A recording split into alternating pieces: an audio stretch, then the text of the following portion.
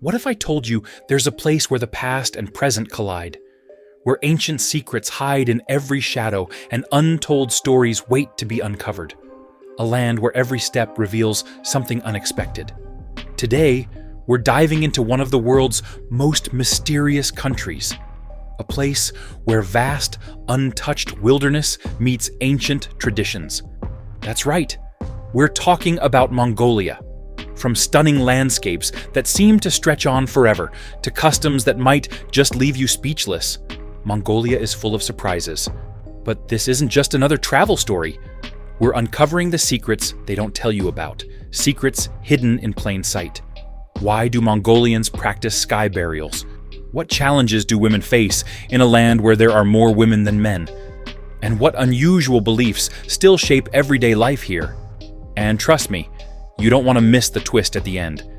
It might just change how you see Mongolia forever. So hit that like button, subscribe if you haven't already, and tap the bell icon to make sure you're on every adventure with us. So let's get started. Chapter 1. Mongolia's Unexpected Hospitality. In Mongolia, hospitality isn't just a practice. It's almost a sacred duty. Here, a stranger is welcomed, not with caution, but with open arms. Yet, this warm welcome comes with customs that might surprise you. Imagine being invited into a nomad's jeer, a round, felt-covered tent, and discovering that your host may offer his daughter's companionship for the night. This isn't a casual gesture. It's a centuries-old tradition reflecting a deep cultural ethos. For Mongolians, making a guest feel honored is a matter of pride, and sharing their most valued treasure, their family, is the highest form of respect. But as Mongolia modernizes, this tradition faces new scrutiny. Is it a symbol of Mongolia's deep-rooted values, or does it place a burden on those who must uphold it? To understand this custom is to understand Mongolia itself, a country caught between preserving its ancient ways and moving forward into the future. Chapter 2. The Struggle of Mongolia's Women. Behind Mongolia's sweeping steppes and snow-capped peaks lies a story of hidden struggles, particularly for its women. In urban centers like Ulaanbaatar, there are noticeably more women than men. The gender gap is so wide that many women face a hard reality. Finding a life partner is no easy task. While Mongolian women are excelling in education and careers, their social landscape tells a different story. In a society that still holds on to traditional roles, the shortage of men willing or able to marry has created a unique challenge. As many men migrate to cities in search of jobs or grapple with issues like alcoholism, women find themselves carrying a disproportionate amount of responsibility at home and at work.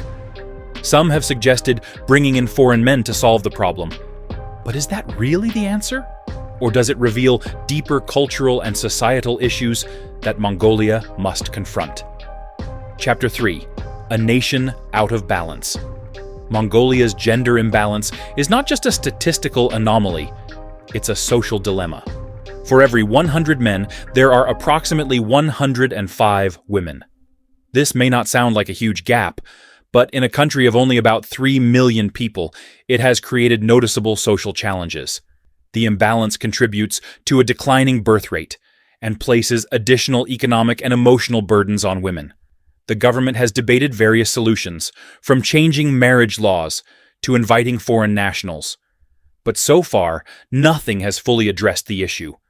This isn't just a problem for Mongolia's women, it's a question of the nation's future.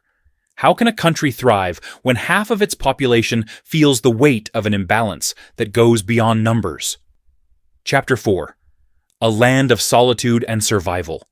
Imagine a country where vast open spaces stretch out for miles, with hardly any people in sight.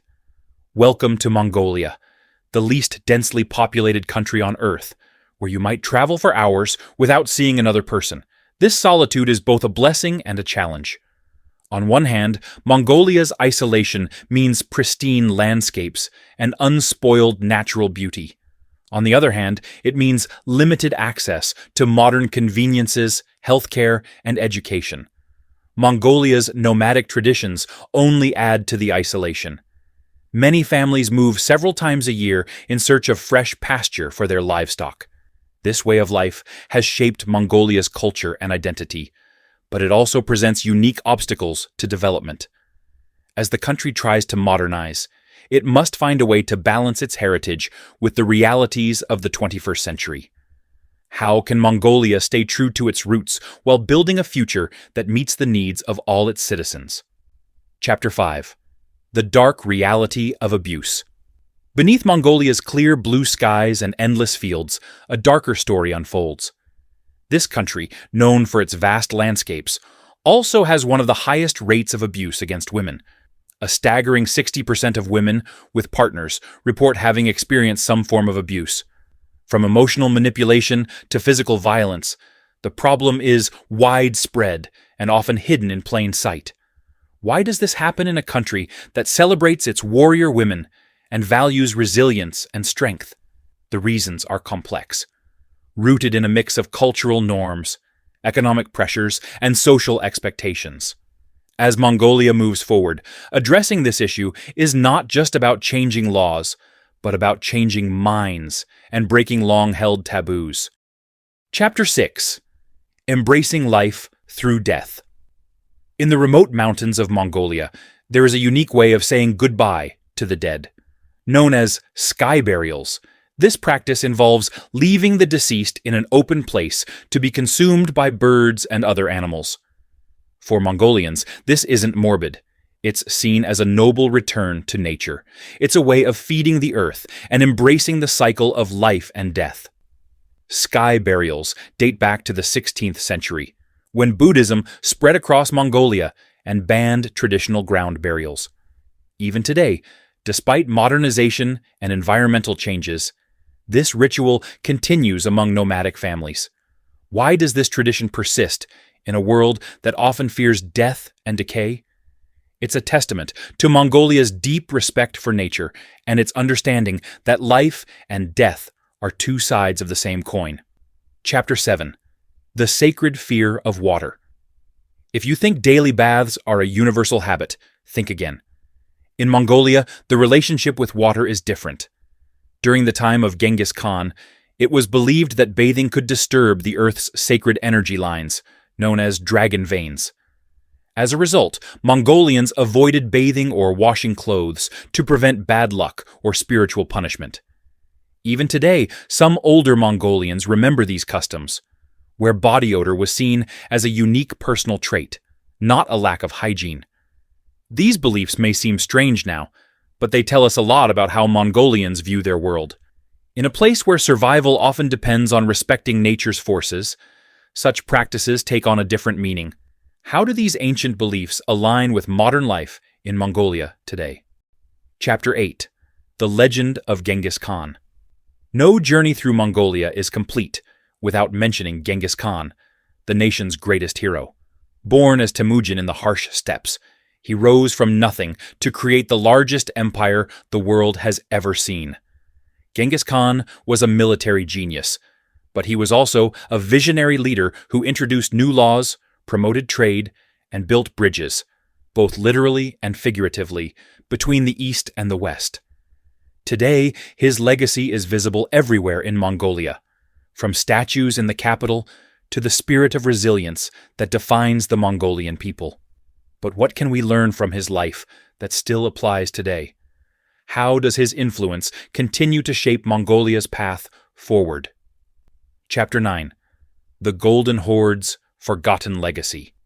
The Golden Horde was a part of Genghis Khan's great empire, and it had a profound impact on Russia and Europe in the 13th century.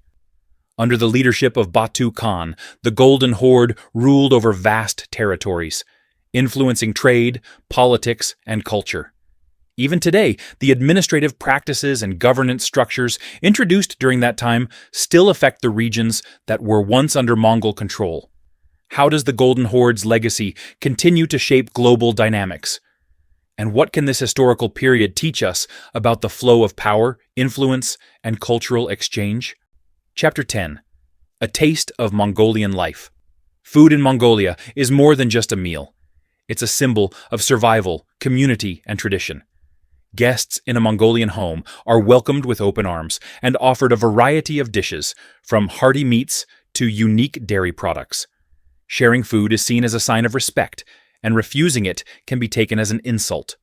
Meals are often enjoyed communally, using hands, chopsticks, or spoons, reflecting a spirit of togetherness. Even the way food is served, without knives, carries meaning. It symbolizes unity and harmony, values deeply rooted in the Mongolian way of life. Conclusion. As we reach the end of our journey through Mongolia, we find a land full of contrasts and contradictions, a country where ancient traditions clash with modern challenges, and hidden struggles are as vast as the steppes themselves.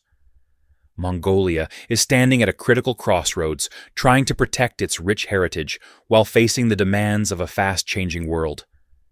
Will these secrets and stories remain hidden in the steppes, or will they define Mongolia's path forward? Share your thoughts and join us in our next adventure into the unknown corners of our world. If you enjoyed this video, don't forget to subscribe to our channel and give us a thumbs up. Your support truly means the world to us. Click on the video appearing on your screen now. We know you'll love the content we have lined up. Thank you for watching, and we'll see you in the next video.